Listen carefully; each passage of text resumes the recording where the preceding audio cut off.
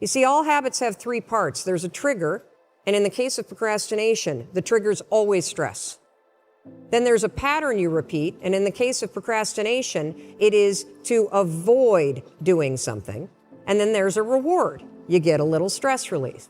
The only way to break a habit, you guys, is not to deal with the triggers. You're never going to get rid of the stress in your life, but you can 100% change your pattern of avoiding work.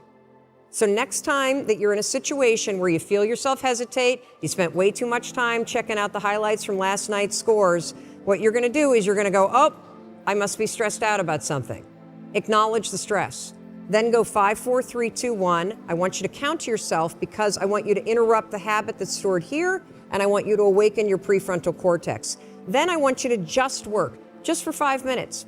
The reason why I want you to only work for 5 minutes is because your problem isn't working. It's the habit of avoiding. I just need you to start. And here's the other cool thing. We know based on research that if we can get you to start, 80% of you are going to keep going. I put this at your feet, young man, sir, young woman, mother, father. I beg you, single woman, single man, let this be the last year you waste. You're not a procrastinator. You have a habit of procrastinating. Big difference. Because if it's a habit, I can teach you to use science to break it. Here's how to redeem every day. Number one, document a plan. Put a plan for what you want to accomplish. Put it on paper. Number two, establish your priorities based on that plan. This is very important. Number three, pursue your passion only. Identify your passion and go after it, because so many people will distract you. You better stay with your passion. Not every invitation is a blessing. Not every opportunity is a blessing. Matter of fact, the enemy of doing the right is doing a good thing. Not everything is good, it's right. Number four, protect your plans and your priorities. Listen to me, I know what I'm talking about. You will be attacked by so many opportunities. You got to protect your time and your priorities from other people's interests. Hey man, I got an idea. Yeah, but that ain't my idea. And if I go after your idea, that can take me off course of my assignment. It's not a bad idea, it just ain't my idea. You got to protect your priorities. What's number 6? Out loud, read. So number 5, read. Identify your value. In other words, identify what's valuable to you. If you don't do that, you're going to waste time. Number 6, make decisions based on your destiny. If you know where you want to go, then design your decisions accordingly. Because everyone wants your time.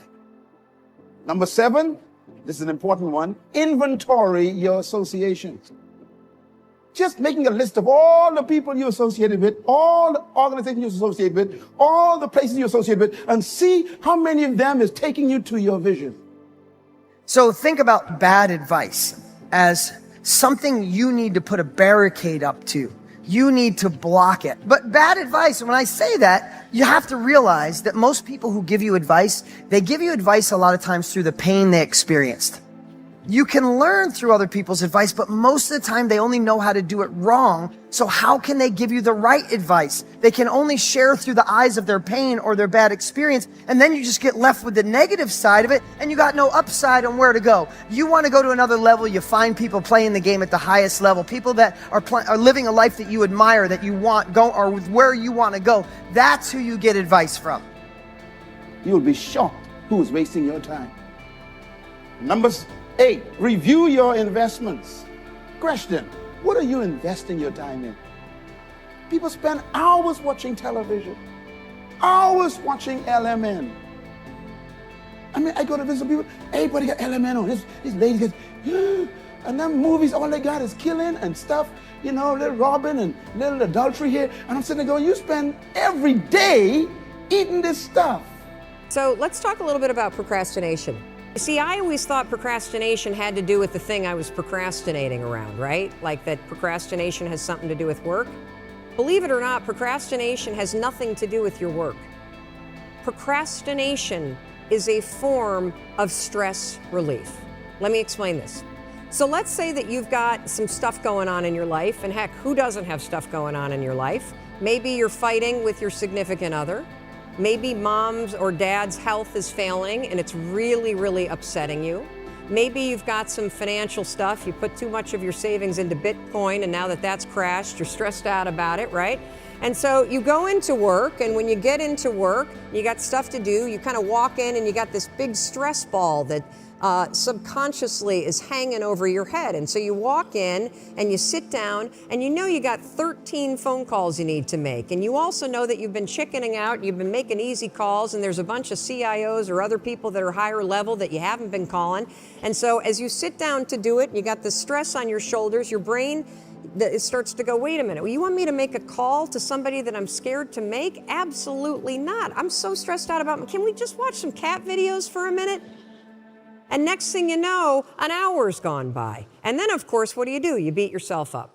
So the only way that you can break this habit, and that's an important word for you to hear, you're not a procrastinator. You have a habit of procrastinating. Big difference. Because if it's a habit, I can teach you to use science to break it.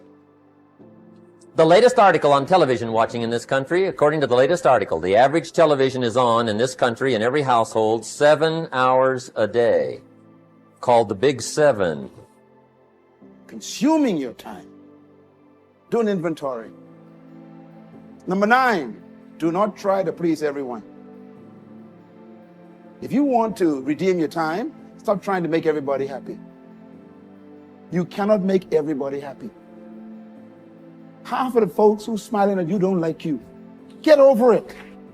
And the rest of them, they only putting up with you. So humans will help you do nothing, and then they go on and do something without you. You have to redeem your time by reviewing who you're trying to please. There's some people you're trying to please who don't like you. Stop trying to get everybody's approval. Everyone will not like what you do. They don't even want to do what you do. You have to be very careful how you redeem that moment. And number 10, write it down, it's the big one. Forget the past and pursue and design the future. Become an architect of life. This takes a little bit of exercise to do it. You got to sit down and spend time. But you have to sit down and design your year. Otherwise, you will live somebody else's year. They're going to give you their architectural drawings. Anything that happens should be in association with where you want to go in life. I leave you with this word, with my heart beating with great passion. You have been wasting enough time. It's over. Do something. Get back on track.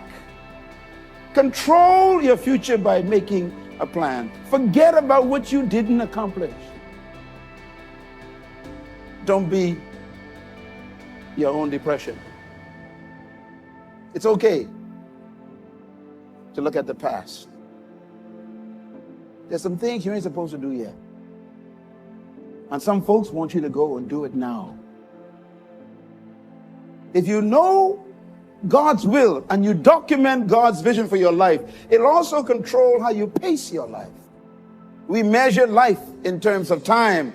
We define life by time. Life is measured by time because life is determined by what we do with time. Qualified by time.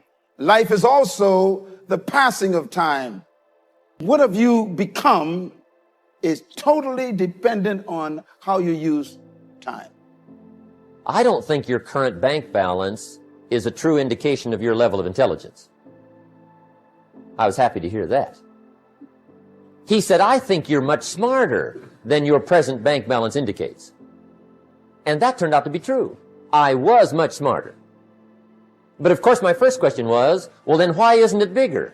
And he said, you don't have enough reasons. You've got enough intelligence, but not enough reasons. So see, reasons can change your life. Here's what else I found out. Reasons come first, answers come second. You don't get the answers to do well till you get the reason. Life has a mysterious way of hanging on to all the answers and only gives them up to the people that are inspired by reasons. So reasons make the difference in how your life works out. Now, what are some of the reasons for doing well? Let's go through a quick list called Reasons for Doing Well.